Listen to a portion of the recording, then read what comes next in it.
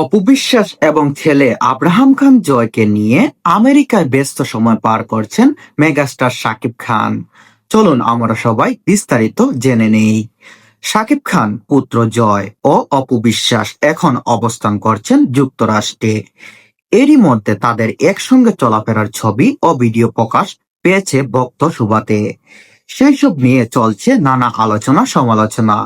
মঙ্গলবার শাকিব খান পোস্ট করেন একটি ছবি, যাতে পাওয়া গেল এলোমেলো আবহে পিতা ও পুত্রকে। শাকিব খান এলোমেলো চুল নিয়ে বসে আছেন পথে বা ফুটপাতের পাশেই ওয়েটিং বেঞ্চে লম্বা হয়ে শুয়ে আছেন ছোট্ট ছেলে জয়। দুজনেই এমন ভাবে ছিলেন যেন ঘুমাচ্ছেন। বাবা ছেলের প্রশংসা করে ছবির নিচে মন্তব্য করছেন নেটিজেনরা।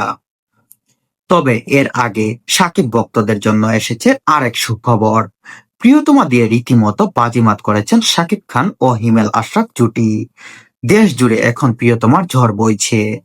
দেশ ও দেশের বাইরে দারুণ প্রশংসা কুড়াচ্ছে। এরই মধ্যে পরিচালক হিমেল আশরাফ দিলেন নতুন খবর।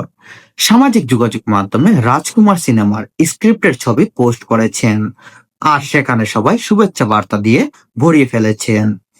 গেল বছরই মার্চে রাজকুমার সিনেমার ঘোষণা দিয়েছেন শাকিব খান, যেটি নির্মিত হবে তার প্রযোজনা সংস্থা থেকে।